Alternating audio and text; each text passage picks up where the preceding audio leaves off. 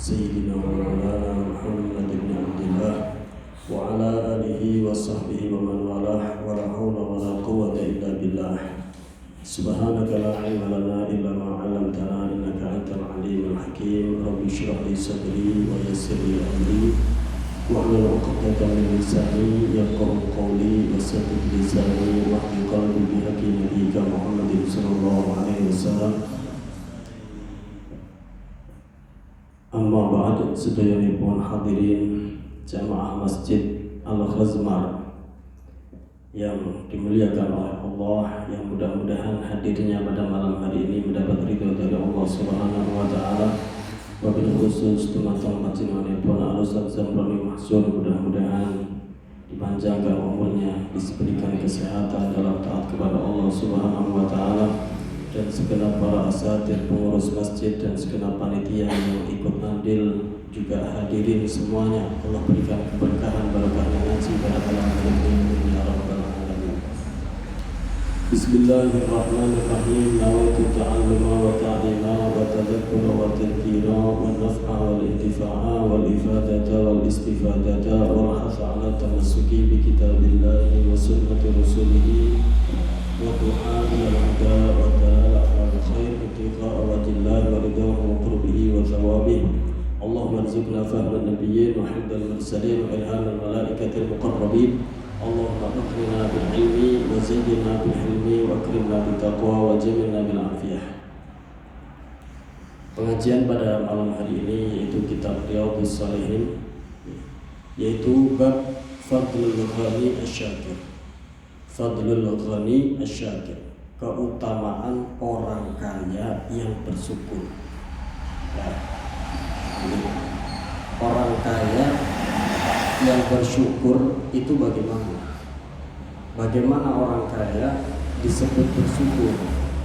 Bagaimana definisi bersyukur menurut baginda Nabi Sallallahu Alaihi Wasallam? Menurut para ulama, definisinya bagaimana? Atau ketika ada orang Allah berikan kelebihan harta, kelebihan rezeki, apa yang harus dia lakukan sehingga rezekinya tersebut tidak sia-sia? Namanya Al-Ghani Asy-Syakir, orang kaya yang bersyukur. Bagaimana sehingga dia mendapat sebutan bersyukur? Apakah cukup mengucapkan Alhamdulillah kemudian sudah disebut sebagai Al-Ghani Asy-Syakir sebatas itu, atau lebih dari itu untuk mendapatkan predikat Al-Ghani Asy-Syakir, orang kaya yang bersyukur? Babu Fadlil Ghani Asy-Syakir. Bab ini menerangkan keutamaan orang kaya yang bersyukur. Pertama, definisi syukur dulu itu apa? Wasyakir huwa al-qa'im bima amara Allah Ta'ala bihi fil fi'lan wa tarkan. Orang yang bersyukur, kata di dalam kitab Sarah Arba'in, ya, Dalilul Falihin, Sarah Riyadhus Shalihin, Dalilul Falihin. Beliau mengatakan al-qa'im bima amarallahu ta'ala bihi fil fi'lan wa tarkan. Itu namanya orang yang bersyukur. Asy-syakir huwa al-qa'im bima amarallahu bihi ta'ala fil fi'lan wa tarkan. Orang yang bersyukur yaitu orang yang melaksanakan apa yang diperintahkan oleh Allah Subhanahu wa taala di dalam hartanya, baik dalam mengerjakannya atau meninggalkannya. Dalam mengerjakannya berarti mengerjakan, dikeluarkan zakatnya, dikeluarkan kewajibannya, dikeluarkan sedekah sunnahnya, dinafkahkan kepada orang-orang baik. Tarkan, tidak digunakan untuk bermaksiat. Fi'lan, mengerjakan. Tarkan, meninggalkan. Jadi dalam harta bersyukur, uang yang dimiliki itu, setidaknya dari definisi ini beliau memberikan dua kesimpulan. Ada pekerjaan yang harus dikerjakan, ada pekerjaan yang harus ditinggalkan. Yang harus dikerjakan berarti tidak mengerjakan zakatnya kalau ada orang yang lebih hartanya, mengerjakan kewajibannya. Kalau yang meninggalkan berarti tidak digunakan untuk perkara yang haram. Ya uang saya sendiri terserah, saya nggak bisa. Ya kalau seperti itu namanya tidak masuk dalam kategori al-ghani asyakir. Wa huwa man akhadha al-mal min wajhihi wa sarrafahu fi wujuhihi al-ma'muri biha. Definisi orang ghani. Ghani itu orang yang punya harta lebih, orang kaya. Ya kalau kita lihat di YouTube, orang kaya itu ya pastilah orang yang hartanya terbanyak, uangnya terbanyak. Kalau di Indonesia katakanlah siapa, kalau sedunia katakan pemilik apa ya kan. Tapi bagaimana kita memandang itu dari segi agama? Ya. Orang kaya yang asyakir, al-ghani asyakir, orang kaya yang bersyukur.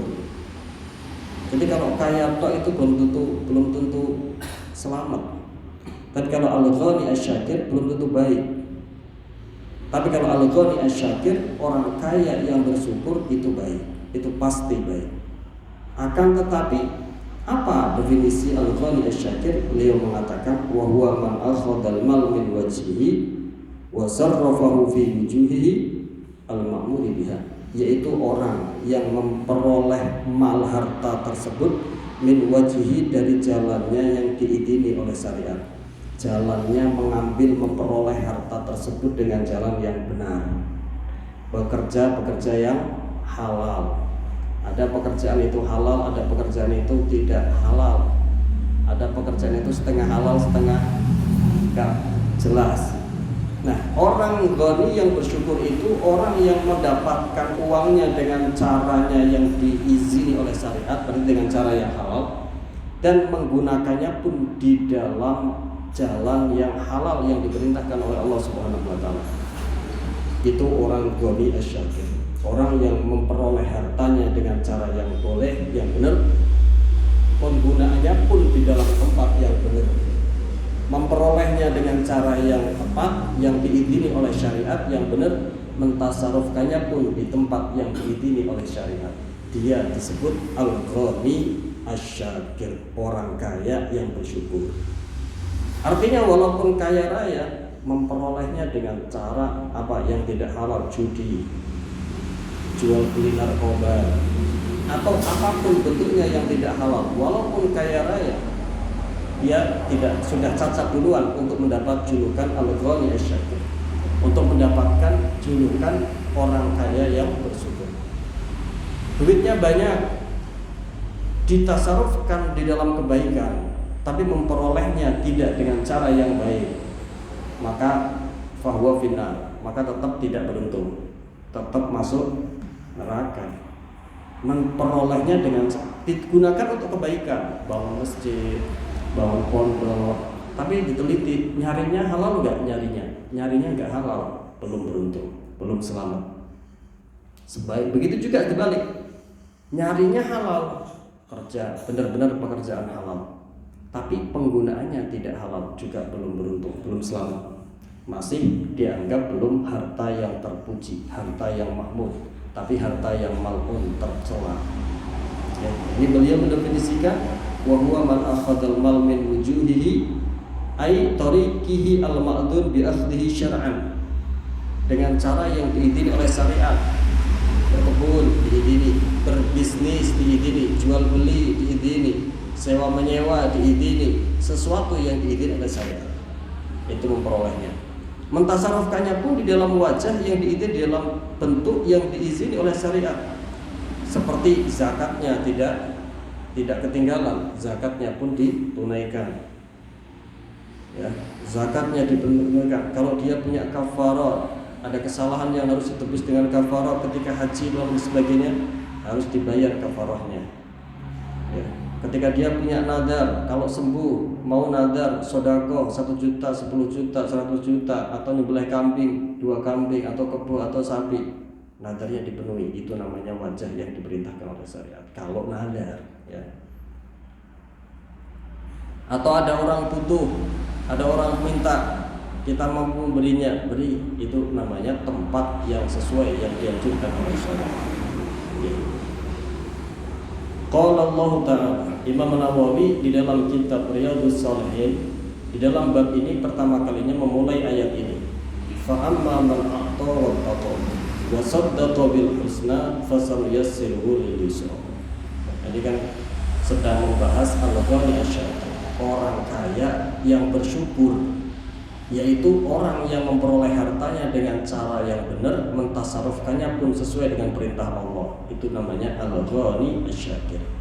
Kemudian Imam Nawawi memulainya bab ini dengan sebuah ayat, fa amma man a'ta wattaqa wa saddaqa bil husna fasanuyassiruhu lil yusra. Fa amma man a'ta wattaqa, maka adapun orang yang mau a'ta, mau infak, mau memberikan harta lebihnya, entah yang wajib, entah yang sunnah, wattaqa, dan dia bertakwa kepada Allah Subhanahu wa taala dari larangan-larangan Allah, wa saddaqa bil husna, dan dia mempercayai, meyakini apa yang dia keluarkan di jalan Allah akan mendapatkan balasan, akan dibalas oleh Allah, akan digantikan oleh Allah. Jadi kita butuh percaya, Pak. Ayat ini itu menerangkan ketika kita sedekah karena Allah, tidak cukup di situ tok. Memang kita disuruh ikhlas, lupakan yang kita berikan. Tapi ternyata ayat ini berkelanjutan, wasaddaqa bil husna, dan dia mempercayai adanya al-husna, balasan ganti dari Allah Subhanahu wa taala atas apa yang kita keluarkan. Ternyata perlu dipercaya, teman. Apa kata Allah? Fasanuyassiruhu lil yusra. Maka Allah akan memudahkan orang tersebut di dalam kemudahan, ya. Maka Allah akan memudahkannya di dalam perkara yang mudah, yang dekat kepada Allah, yaitu di dalam amal-amal yang saleh. Ya. Fa amma man a'ta wattaqa wa saddaqa bil husna fasanuyassiruhu lil yusra. Adapun orang yang bersedekah, wattaqa, dan bertakwa, wa saddaqa bil husna, dan dia meyakini, mempercayai Allah akan menggantikan apa yang telah dia keluarkan dari hartanya di jalan Allah, fasanuyassiruhu lil yusra, maka Allah akan memudahkannya orang tersebut lil yusra, di dalam perkara yang mudah, dimudahkan urusannya. Entah ia tunjukkan kepada amal-amal yang soleh, Allah delalah giring ciptakan amal-amal yang dia lakukan sepanjang harinya, sepanjang minggunya, sepanjang bulannya delalah kebaikan terus, delalah jauh daripada kemaksiatan terus. Ini yang pertama. Dan ayat ini kan ada kebalikannya. Fa amma man a'ta wattaqa wa saddaqa bil husna fasanuyassiruhu lil yusra. Wa amma man bakhila wastaghna wa kadzdzaba bil husna. Apa terusnya? Fasanuyassiruhu lil usra. Wa amma man bakhila, dan adapun orang yang bakhil. Apa bakhil? Medit. Wa amma man bakhila, dan adapun orang yang medit. Wa mubakhilan wastaghna, dan dia merasa kaya, tidak butuh balasan dari Allah, tidak butuh apa-apa dari Allah. Wa amma mubakhila wastaghna wa kadzdzaba bil husna, dan dia mendustakan akan adanya balasan dari Allah atas apa yang telah dia sedekahkan. Fasanuyassiruhu, maka akan kami mudahkan orang tersebut lil usra, pada kesulitan. Orang yang bakhil dan merasa tidak butuh dengan Allah, dan merasa tidak meyakini apa yang disedekahkan di jalan Allah akan Allah gantikan, maka akan Allah mudahkan dia kepada al-usra, kesulitan. Pak Ustaz, itu banyak orang-orang di luar sana yang non-muslim, buktinya dia tidak pernah sholat, tidak pernah itu, dia kaya raya juga banyak. Ya, gimana jawabnya? Ad-dunya sijnul mu'min wa jannatul kafir. Dunia itu penjaranya orang mukmin dan surganya orang kafir. Atau gimana lagi jawabnya? Fasanuyassiruhu lil usra, maka akan kami mudahkan orang tersebut lil usra, pada keburukan. Jadi tidak selamanya maknanya kesulitan itu, tidak. Ibnu Abbas Di dalam tafsir Al-Qurtubi kalau tidak salah Ibn Abbas, tinggal dicek, di situ menerangkan al-usra juga bisa bermakna asyarra, keburukan. Di orang-orang yang katakanlah tidak mau iman kepada Allah, walaupun berkelimangan harta dan sebagainya, tapi kata Allah itu enggak salah. Fasanuyassiruhu lil usra, akan Allah mudahkan dia kepada keburukan. Keburukan apa Ustaz? Hidupnya enak. Ada tak kebahagiaan, keindahan, kemuliaan di dunia ini sementara dia tidak punya iman kepada Allah? Tidak ada ini disebut kebahagiaan. Kebahagiaan yang harus ditebus dengan api neraka. Gak punya iman. Kebahagiaan sebentar di dunia, 60 tahun, 70 tahun itu belum tentu enak semua. Ada sakitnya, ada mudanya, ada tuanya, ya kan? Ada longgarnya, ada sempitnya. Ya itu. Adapun hadis tadi ad-dunya jannatul mu'min sijnul mu'min wa jannatul kafir. Penjaranya orang mukmin dan surganya bagi orang kafir. Kenapa begitu? Karena orang mukmin di dunia itu diwajibkan sholat, diwajibkan zakat, diwajibkan banyak kewajiban oleh Allah dan dilarang dari berbagai macam syahwat, kesenangan. Ustaz, buktinya banyak orang mukmin kaya raya banyak. Masa itu penjara orang dia kaya raya? Iya. Maksudnya keadaannya dia di dunia yang kaya raya semuanya serba cukup itu masih dianggap penjara kalau dia orang mukmin, dibanding pahala yang akan dia dapatkan, tempat yang akan dia tinggali kalau dia mukmin nantinya di surganya Allah Subhanahu wa taala. Keindahan, kemuliaan, keenaan, kenikmatan semuanya serba ada di dunia yang dia punya, itu baru seperti penjara kalau dibandingkan nikmat yang akan dia peroleh kalau dia orang mukmin nanti kembalinya di akhirat. Ada ya, makanya dunia itu adalah sijnul mukmin, penjara orang mukmin. Kalau ditanya buktinya banyak orang mukmin yang kaya raya, sekaya-kayanya dia, seenak-enaknya hidupnya dia di dunia, itu masih kayak penjara kalau dibanding pahala, tempat, ganjaran yang akan Allah balaskan nanti di surga. Masih kayak penjara itu. Makanya dikatakan ad-dunya sijnul mukmin, penjaranya orang. Wa jannatul kafir, surganya orang kafir. Ustaz, baik buktinya enggak semua orang kafir hidup di dunia ini kayak surga, banyak yang miskin juga. Gimana jawabnya? Semiskin-miskinnya dia, sepahit-pahitnya orang yang tidak iman kepada Allah di dunia, senggak punyanya dia ketika hidup di dunia, itu masih kayak surga dibanding kembalinya dia harus mendapatkan siksaan yang selama-lamanya. Itu maksudnya, ya. Jadi tetap ada yang orang mukmin kaya raya, ya tetap itu masih kayak penjara dibanding nikmat yang akan dia peroleh. Ada orang non muslim, non mukmin, orang kafir yang katakanlah dia orang susah, kafir susah sisa, itu tetap surga bagi dia dibanding kembalinya akan disiksa mendapatkan adab yang sangat pedih selama-lamanya. Itu tetap surga bagi dia. Ya. Itu katanya Rasulullah SAW. Ya. Itu hadisnya Rasulullah SAW. Kemudian Imam Nawawi mengatakan lagi, wa qala ta'ala wa sayujannabu al-atqa alladhi yu'ti ma lahu yatazakka wa ma li ahadin 'indahu min ni'matin tujza illa ibtigha'a wajhi rabbihil a'la wa la sawfa yarda. Wa sayujannabu al-atqa, dan akan dijauhkan dari api neraka siapa al-atqa, orang yang bertakwa, dan akan dijauhkan dari api neraka siapa al-atqa, yaitu orang yang bertakwa. Ayat ini mufassirin mengatakan al-atqa yang dimaksud adalah Sayyidina Abu Bakar. Wa sayujannabu, dan akan dijauhkan dari api neraka al-atqa, siapa orang yang paling bertakwa. Dalam ayat ini yang dimaksud adalah Sayyidina Abu Bakar. Jadi secara tidak langsung ayat ini langsung menas masuk surganya Sayyidina Abu Bakar, ya kan? Jadi Sayyidina Abu Bakar masuk surganya itu sudah dinas dalam Al-Quran.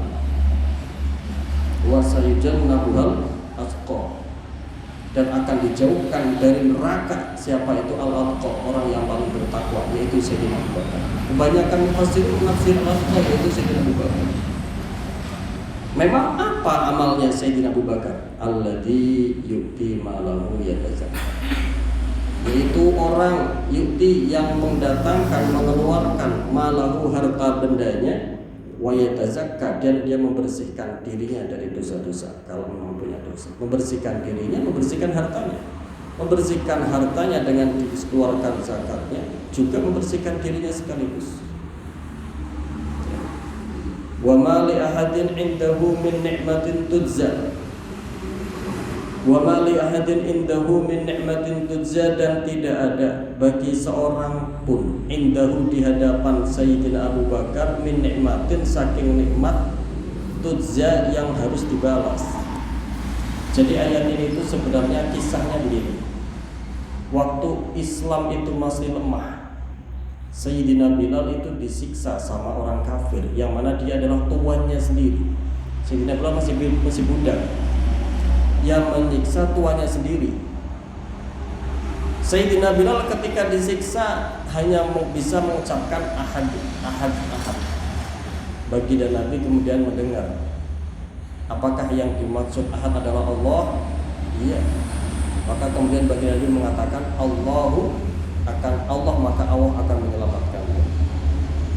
Datang baginda Nabi kepada Sayyidina Abu Bakar, berkata baginda Nabi kepada Sayyidina Abu Bakar bahwasanya Bilal sedang disiksa. Sayyidina Abu Bakar, orang yang paling dekat dengan baginda Nabi, paham maksudnya baginda Nabi. Tolong dibeli, gimana caranya itu Bilal dibeli biar tidak disiksa sama tuannya. Sayyidina Abu Bakar cuma dibilangin Bilal sedang disiksa sama baginda Nabi. Tapi Sayyidina Abu Bakar paham. Kalau orang kaya zaman sekarang mungkin pura-pura nggak paham. Itu masjid sedang dibangun, oh ya mudah-mudahan diberi kelancaran. Kan ada maksudnya ngucap begitu. Ya, kalau yang dimaksud orang kaya kan ada maksudnya kan? Apa enggak? Ya kadang ada maksudnya, kadang. Ya, atau malah mesti ada maksudnya. Ya sudah bagus lah didoakan. Tetapi ada level-levelnya. Ini Sayyidina Abu Bakar ini level pertama, langsung paham maksudnya Rasulullah. Pulang ke rumah, ambil semua emas-emas yang di rumah dibawa. Begitu didatang kepada menemuin Bilal, nemui tuannya Bilal pun Sayyidina Abu Bakar nggak bodoh, jangan disiksa dia orang Islam, sudah tak beli berapapun kamu mau jual dia, nggak bodoh begitu dia. Datang Sayyidina Abu Bakar cerdas, melihat Sayyidina Bilal disiksa. Sayyidina Bilal nggak bilang masalah, dia orang sudah Islam, dia kasihan kenapa kamu siksa, tak beli berapapun kamu mau, yang penting dibebaskan dia, nggak begitu bahasanya. Langsung datang ke Sayyidnya, berapa kamu mau jual budakmu? Itu Sayyidnya itu udah gedeg banget sama Bilal. Ya kenapa? Budaknya masuk Islam, Sayyidnya orang kafir. Ditanya berapa kamu mau jual? Ya so, pompong orang sing tuku langsung tak telu ae. Lak ngono nggih. Cerdas mboten berarti. Cerdas dua kali. Yang pertama paham maksudnya baginda Nabi, yang kedua ketika datang pun pakai strategi, enggak langsung asal-asalan, jangan disiksa, kasihan. Udah, jangan dia disiksa. Tak bayar kamu berapapun mau, yang kamu pun berapapun kamu minta, yang penting dia jangan disiksa. Jangan bilang begitu. Datang. Dia budak kamu udah masuk Islam, kamu udah nggak bisa ngapa, udah nggak ada butuhnya, nggak ada perlunya bagi kamu kan? Udah berapa kamu mau jual budak kamu? Oh beneran orang yang nunggu jual sing duit, dijual. Akhirnya setelah dibeli sama Sayyidina Abu Bakar, itu aja masih mahal, dia jual. Masih minta syarat yang tinggi, dan masih minta ditukar sama budak terbaiknya Sayyidina Abu Bakar. Nah, setelah dibeli sama Sayyidina Abu Bakar, kemudian dimerdekakan oleh Sayyidina Abu Bakar. Disinggung oleh Allah, orang-orang kafir kemudian bilang, Abu Bakar itu memerdekakan Bilal itu ya tidak lain karena Abu Bakar pernah punya hutang budi sama Bilal. Katanya orang kafir. Allah langsung turunkan ayat, wa ma li ahadin indahu min ni'matin tujza. Tidak ada seorang pun di sisi Abu Bakar yang dia lakukan kebaikan kepadanya tujza supaya dibalas, supaya mendapatkan karena dia pernah hutang budi sebagai balasan, itu enggak, langsung dibersihkan oleh Allah. Sayyidina Abu Bakar digeledengi wong kafir langsung turun ayat. Kalau panjenengan digeledengi wong orang mesti belahan. Illa tirra wajhi rabbihil a'la, kecuali kata Allah Subhanahu wa taala, tidak dia itu membebaskan Bilal karena pernah punya hutang budi sebagai balasannya, tidak. Illa tirra bal ibtigha wajillahi, tidak ada lain perbuatannya Sayyidina Abu Bakar adalah untuk mencari ridhonya Allah Subhanahu wa taala. Illa ibtigha wajhi rabbih, kecuali tidak ada lain kecuali dia ingin mendapatkan ridhonya Allah al-a'la yang tertinggi. Wala saufa yarda. Sayyidina Abu Bakar itu luar biasa sekali. Wala saufa yarda. Rasulullah itu pernah di dalam surat apa? Wadduha ya. Wala saufa yu'tika rabbuka fatarda. Rasulullah itu juga di antara hambanya Allah yang langsung dinas oleh Al-Qur'an, Rabbuka, Tuhanmu wahai Muhammad, wala saufa yu'ti, sungguh akan memberi segalanya kepadamu, Rabbuka, Tuhanmu wahai Nabi Muhammad, fatardo, sampai engkau ridho. Jadi Rasulullah pernah di antara orang yang langsung dinas di Al-Quran akan diridhokan oleh Allah apapun permintaannya di nanti ya. Ulama mengatakan Al-Imam Ja'far As-Shadiq, seorang ulama mujtahid mutlak dari kalangan sayyid pada zaman Imam Abu Hanifah, mengatakan wala yarda Rasulullah sallallahu alaihi wasallam illa wa ummatuhu fil jannah, dan tidak akan ridha Rasulullah sallallahu alaihi wasallam kecuali semua umatnya masuk surga. Allahumma shalli ala Muhammad. Jadi Rasulullah di antara orang yang pernah Allah nas langsung, seploskan langsung, sebutkan langsung di dalam Al-Quran akan diridhokan oleh Allah.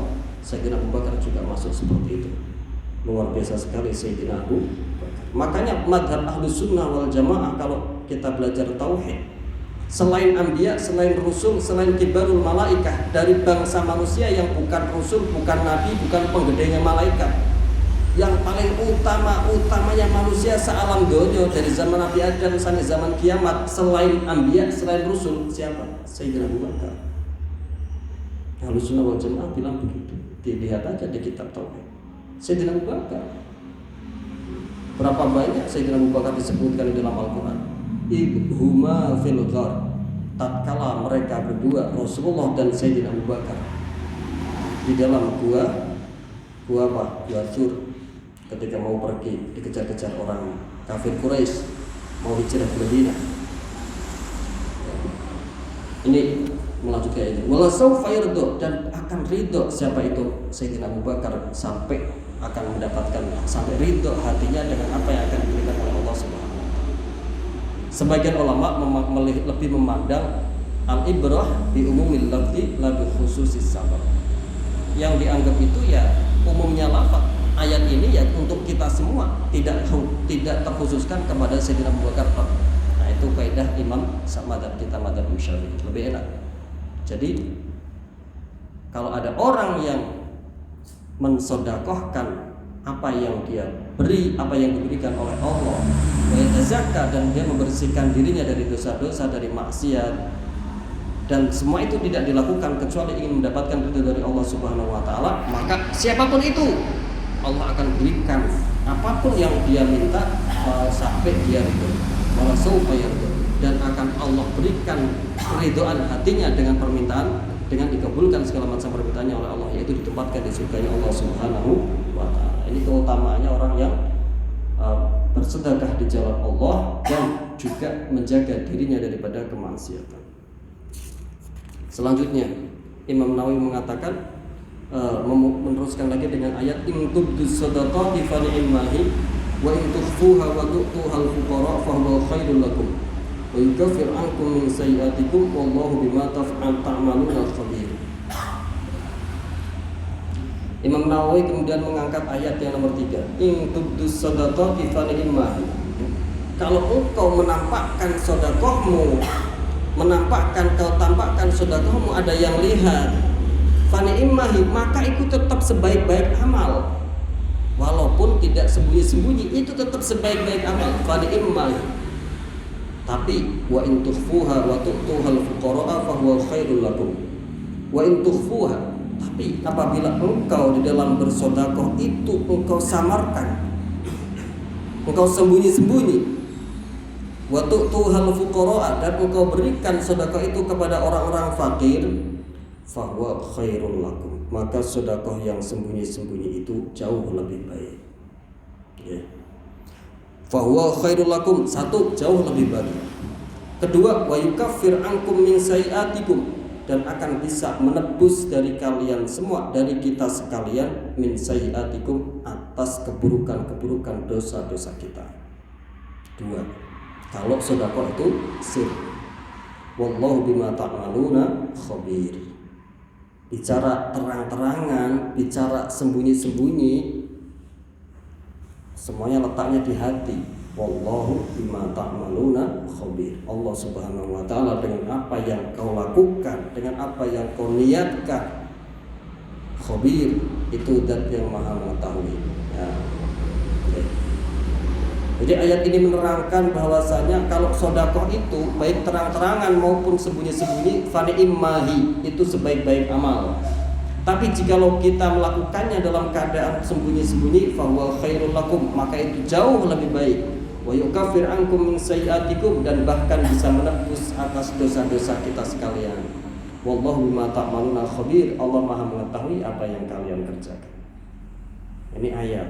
Tapi ingat Pak, jangan belajar itu tafsir tok atau hadis tok, belajar juga fan-fan yang lain, ketahui fikihnya.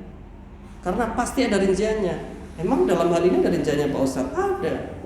Yang dimaksud sedekah yang disembunyikan lebih utama adalah sedekah sunnah. Sedekah sunnah itu dalam hal ini disembunyikan, kita sembunyikan di dalam memberikannya, di dalam bersedekahnya tanpa terang-terangan, itu yang lebih utama, jauh lebih baik. Tapi kalau sedekah wajib, apa sedekah wajib Pak?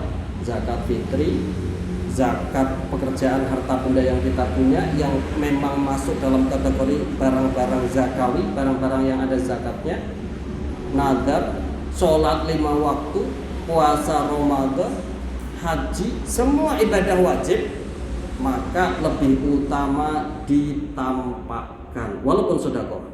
Paham ya? Jadi enggak cukup kalau cuma sekedar kita itu paham hadisnya atau tafsirnya, atau harus juga paham rincian-rinciannya dari fikihnya. Jadi lebih tepat. Jadi kalau sedekah sir itu tempatnya adalah ketika sedekah tersebut sedekah sunnah.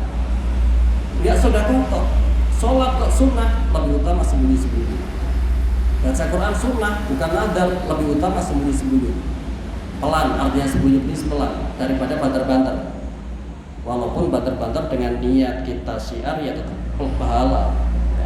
Tapi kalau tidak memandang itunya, memandang banter dengan pelan, itu kalau itu ibadah sunnah lebih utama pelan. Artinya tidak ada yang tahu, lebih utama daripada ada yang tahu. Kalau ibadah itu sunnah. Tapi kalau ibadah itu wajib, baik sedekah maupun yang bukan sedekah, seperti sholat, seperti puasa, yang wajib. Puasa sunnah kita sembunyikan lebih utama daripada puasa sunnah kita tampakkan. Tapi puasa wajib kita tampakkan lebih utama daripada puasa sunnah daripada puasa wajib yang disembunyikan. Lebih utama Pak. Puasa, setiap amal ibadah yang sunnah ketika disembunyikan 70 kali lipat lebih utama dalam riwayatnya daripada setiap amal ibadah sunnah yang diketok nih. Dibalik, setiap ibadah wajib, zakatkah, sholatkah, wajib, yang ditampakkan 50 kali lipat lebih utama daripada ibadah wajib yang disembunyikan. Nah, ada bedanya nggak? Jadi tidak dihukumi sama, boten. Ada rinciannya. Itu di mana keterangannya? Bisa dilihat di tafsir Al-Qurtubi, tafsir Al-Baghawi, tafsir Ibnu Katsir yang menerangkan ayat ini. Itu nanti ada rinciannya. Hadis yang menerangkan sedekah sir lebih utamanya 70 kali lipat dibanding sedekah yang terang-terangan. Tapi kalau ibadah fardu yang terang-terangan dibalik lebih utama khamsin 50 kali lipat ketimbang ibadah fardu yang diumpat-umpat ke. Ibadah fardu kan diumpat-umpat ke. Ibadah fardu tampakkan biar kelihatan kita sekarang itu hambanya Allah. Ya kan? Lalu kalau ibadah itu sunnah kita sembunyikan. Ini yang ayat ini. Kemudian selanjutnya Al-Imam An-Nawawi mendatangkan ayat berikutnya, wa qala ta'ala lan tanalul birra hatta tunfiqu mimma tuhibbun wa ma tunfiqu min syai'in fa innallaha bihi alim. Lan tanalu al-birra, tidak akan kalian semua mendapatkan al-birra, surga, hatta tunfiqu, sehingga kalian sekalian menginfakkan mimma tuhibbun, dari sebaik-baik harta yang engkau cintai. Wa ma tunfiqu min syai'in fa innallaha bihi alim. Dan apa yang engkau infakkan dari harta benda, sesungguhnya Allah itu Maha tahu. Ini Al-Qur'an, Pak. Kalau di fikihnya akan ada rincian lagi. Kalau levelnya sekelas Imam Sayyidina Abu Bakar, Sayyidina Umar, Sayyidina Utsman, Sayyidina Ali, dia dan keluarganya semuanya orang nomor satu di dalam taat takwanya kepada Allah. Ada harta, ada makanan, momongan untuk makanan keluarga, tetap mereka keluarkan. Tapi kalau levelnya kita jangan. Paham ya? Apa katanya pasal Al-Qur'an, lan tanalul birra hatta tunfiqu mimma tuhibbun. Bari sampean mung duit momongan 1.000 ping setorke bojo, jatah bojone. Sampean sedekah kene kelentung, akhirnya tukaran ora karo bojone. Ya, jadi di dalam fikih itu kalau perkara yang menjadi kewajibannya dia untuk keluarganya tetap diutamakan daripada sodakoh kepada luar. Sodakoh kepada korobahnya sendiri lebih diutamakan ketimbang sodakoh kepada orang jauh. Sodakoh kepada tadi keluarga ya, tetangganya lebih utama ketimbang yang bukan tetangganya. Sodakoh kepada orang soleh, orang alim lebih utama ketimbang yang bukan orang soleh, bukan orang alim. Sodakoh yang kepada yang membutuhkan lebih utama ketimbang kepada yang dia tidak seberapa membutuhkan. Ada level-levelnya. Sodakoh sementara dia butuh, memang itu level atas. Tetapi kalau bagi kita, ya kita perlu tahu klarifikasinya lah. Nafkah kepada keluarga itu kan wajib. Sodakoh itu sunnah. Artinya ayat ini jangan ditelan mentah-mentah. Di fikih ditafsir. Ya, di fikih ditafsir. Sedekah sementara dia tidak punya kecuali itu untuk keluarganya, maka tidak dianjurkan. Tidak dianjurkan. Padahal sedekah loh, padahal ayatnya begini loh. Karena levelnya kita. Walaupun Sayyidina Abu Bakar melakukannya. Sayyidina Abu Bakar istrinya semua keluarganya ridho dan sabar, tidak ada ngeluh-ngeluhnya sama Allah dengan kesempitan rezeki. Lah kalau kita ya lagi makan biasanya mangan enak, mangan mie instan wis ngeluh ya apa mana ka ono maem. Nah beda levelnya. Nah kalau tidak sabar mengeluh akhirnya tekan dosa nama batin, malah mudun derajatnya. Niatnya pengen mendapat derajat tertinggi yaitu hatta tunfiqu mimma tuhibbun, malah mudun karena ngeluh terus grentem ora terima karo keputusan Gusti Allah, seperti tidak terima ya malah mudun derajatnya. Jadi kalau bagi orang biasa ada levelnya. Kita tetap sedekah. Sahabat sebagai orang-orang tertinggi levelnya begitu mendengar ayat ini, memang mereka mengerjakan ayat ini langsung. Harta terbaiknya dikeluarkan. Jadi jangan jadi dalil buat kita. Kalau jadi kita orang biasa kita lihat ke fikih. Kecuali memang kitanya sendiri yang tidak punya tanggungan atau masih ada yang lain untuk yang kewajiban kita. Gitu nggih?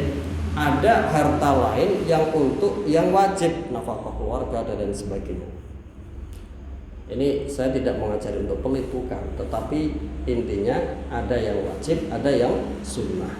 Adapun pekerjaan-pekerjaannya mereka orang-orang besar, orang-orang yang derajat utama kedekatannya dalam kepada Allah seperti para sahabat, begitu turun ayat ini langsung mengamalkan itu semua, mengamalkan harta terbaik yang dia punya. Jenengan pun monggo kalau jenengan juga mampu seperti mereka, tapi kalau tidak mampu ya lakukan yang standar. Lakukan yang standar. Kalau punya banyak, tapi jangan lakukan yang standar juga. Lakukan yang standar kalau memang hartanya mungan.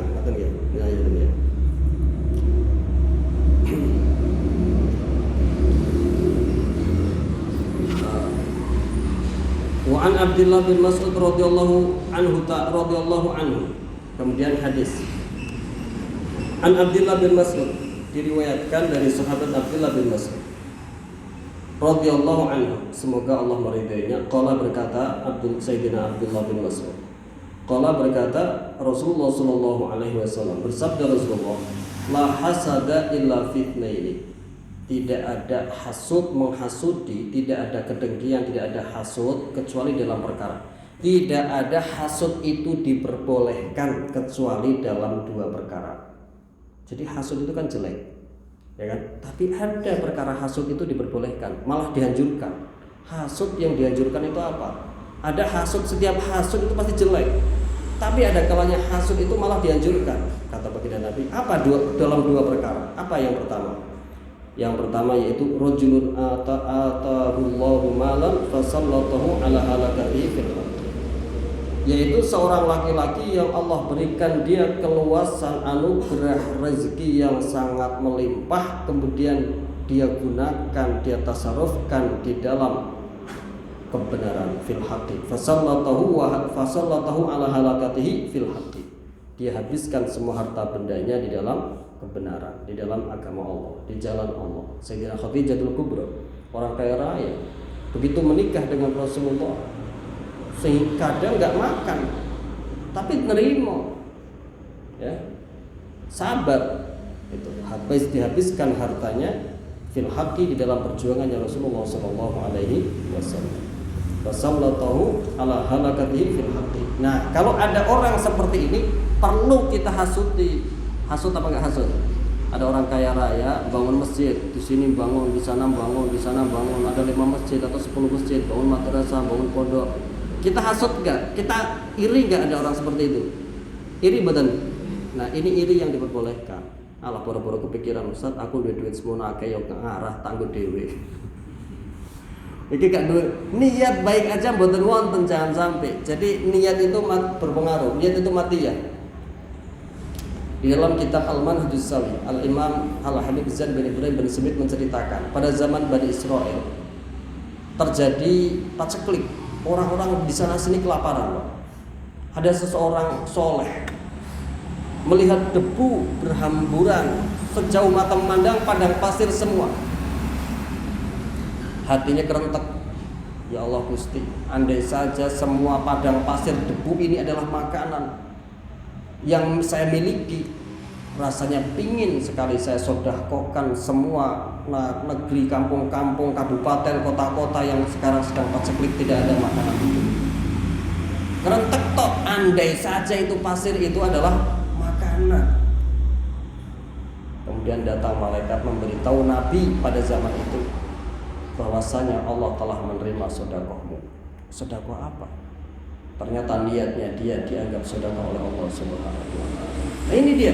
Kalau kita melihat ada orang kaya kok dermawan, bangun masjid, bangun mushola, bangun pondok, di dalam semua kebaikan, ini kita perlu iri dengan orang yang seperti itu. Kita niatkan, ya Allah, kalau saya kaya seperti itu pun saya akan sama melakukan yang sama. Dia bangun masjid, saya bangun masjid. Dia bangun mushola, saya bangun mushola. Dia sedekah banyak, saya sedekah banyak. Niatkan seperti itu. Kok mati niatnya temenanan, diterima sama Allah Subhanahu wa taala.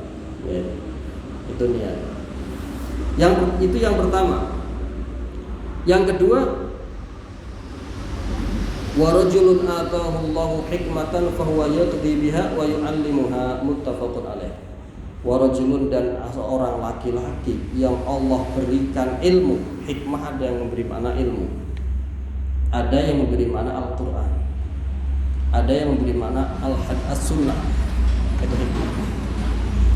Dan orang yang Allah berikan ilmu atau berikan hafal Quran atau berikan hafal hadis tentunya paham.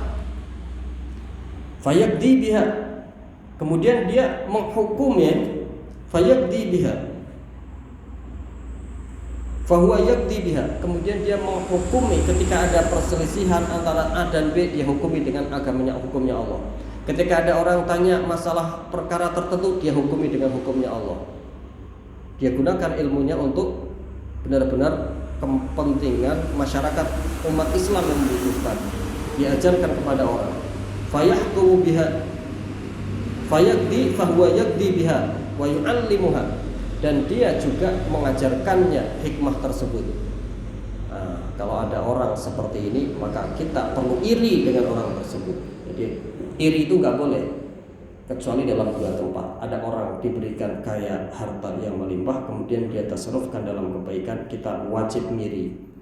Ada orang diberikan ilmu atau hafal Quran atau hafal hadis dan faham, kemudian dia gunakan ilmunya dan diajarkan kepada orang lain, orang yang seperti ini kita wajib ngiri. Bila hasada illa fitnah, ini tidak ada iri, dengki, hasud diperbolehkan kecuali dalam dua tempat, yaitu perkara tersebut. Jadi ketika ada orang diberikan keluasan rezeki, kemudian dia mensedekahkannya. Berapa menit? Itu sudah tak angkat satu hadis ya. Ini tak, masih ada hadis yang sangat penting sebenarnya. Ini biar lengkap, kita ambil barokah dari berbagai macam ulama. Ini ada kitab Risalatul Mu'awanah. Kita ambil sedikit bab yang bersangkutan dengan ini. Al-Habib Abdullah bin Ali Al-Haddad mengatakan, wa alaika bitasadduqi bima tuhibbu wa bima ya'izzu alaika litanalal birra. Dan hendaknya kalian itu bersedekah dengan harta yang engkau sukai, dengan harta yang engkau anggap mulia, tinggi, aziz, besar, supaya kamu benar-benar mendapatkan al-birra, surganya Allah Subhanahu wa taala. Qala Allah taala lan tanalul birra hatta tunfiqu mimma tuhibbun. Engkau tidak akan mendapatkan surganya Allah sampai engkau infakkan, sedekahkan apa yang engkau cintai dari hartamu. Wa bil ithari ala nafsika indal hajah litasira minal muflihin. Dan hendaklah kalian itu mengutamakan orang lain walaupun kita itu sedang butuh. Yang memang level tinggi, Pak. Ini nasihatnya Al-Habib Abdullah bin Al-Haddad. Supaya apa? Supaya kita masuk dalam kategori orang yang muflih, orang yang beruntung.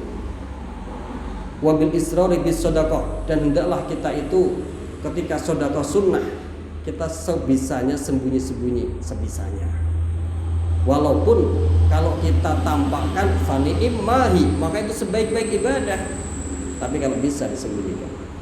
Fa inna sadaqata sirtut fi qadabar rabb. Karena sedekah yang disembunyikan, yang rasa secara sembunyi-sembunyi itu, sedekah sunnah yang sembunyi-sembunyi itu bisa memadamkan murkanya Allah Subhanahu wa taala. Wa tudha'afu ala sadaqatil alaniyah bi 70 dhifan. Itu yang saya katakan tadi. Dan mengungguli sedekah sir yang terang-terangan lebih unggul 70 kali lipat derajatnya. Ini ada hadisnya di dalam ayat tadi itu, innama tubdu shadaqati fa ni'mahi, itu dicek di tafsirnya, situ terangkan hadisnya. Seperti Qurtubi, seperti Baghawi, seperti Ibnu Katsir. Di Qurtubi sudah jelas diterangkan di situ.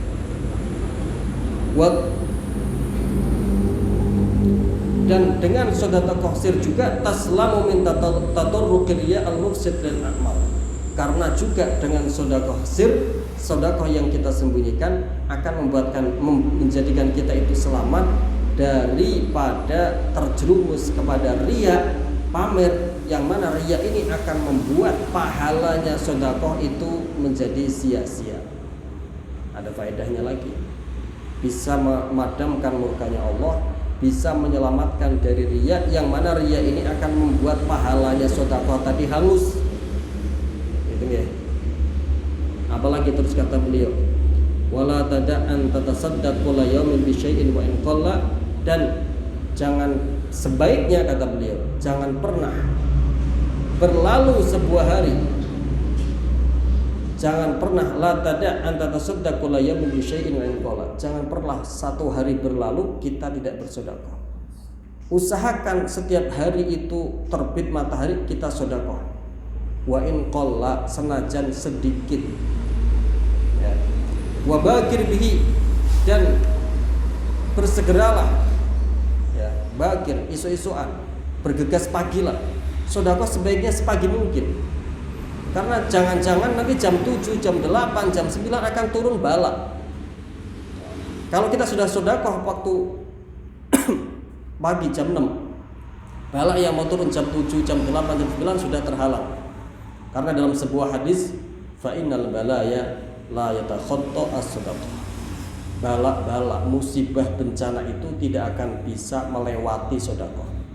Artinya kalau seseorang pagi harinya sudah sedekah, bala yang akan seharusnya turun di siang harinya sepanjang hari itu tidak akan bisa menembus dia karena terhalang oleh sedekah. Innal balaya la yatakhatta as-sadaqah. Bala itu tidak bisa melampaui sedekah.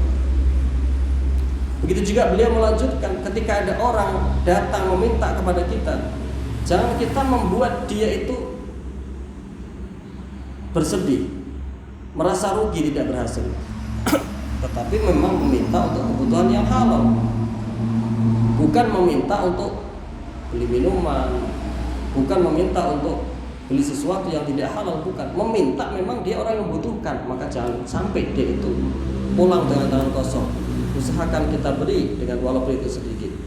Walau antuk tiyahu tamrotan famadunaha, bahkan kata beliau walaupun kita berikan 1 biji tamr korma atau bahkan lebih kecil dari itu, orang datang kepada kamu, jangan biarkan dia pulang dengan tangan kosong. Kita kasih apapun, sedikit pun, walaupun itu sedikit, walaupun 1 biji korma katanya, atau dunaha lebih kecil dari itu. Jangan sampai. Fa'inahu hadiyatullahi ilaika. Setiap orang yang datang kepada kita meminta sesuatu, kata beliau, hadiyatullahi ilaika, itu hadiah dari Allah untuk kita. Setiap orang yang dikirim oleh Allah menemui kita meminta, hadiyatullah ilaika, itu hadiah dari Allah untuk kita. Dalam sekali kalau itu. Fa illam tajid ma tu'tihi fa asin raddahu bil ilmi. Kalau kita benar-benar enggak ada untuk memberinya, maka jawablah, tolaklah dengan tolakan yang halus. Wa jamil minal wa'di, dan kita jangan lupa kasih janji yang bagus. Saat ini belum bisa, coba nanti seminggu depan saya barangkali bisa bantu. Ketika kita memberi orang miskin, fa'adhir lahu al-bisra wal basyasha. Kalau kita memberi orang miskin, wajah kita tampakkan wajah orang yang senang, jangan orang yang jengkel sama dia. Indah sekali ajarannya Rasulullah SAW. Washtashkir fi nafsika anna lahu almina 'alaika liqabulihi minka 'aradan yasira. Dan rasakan, tanamkan di dalam hatimu kalau kita berhutang budi kepada dia. Berhutang budi apa? Karena dia telah menerima sedekah kita, walaupun itu sedikit, yang mana akan dibalas oleh Allah dengan pahala yang sangat besar. Rasakan rasakan kita itu berhutang jasa sama dia. Jangan sebaliknya. Dia yang berhutang jasa sama kita.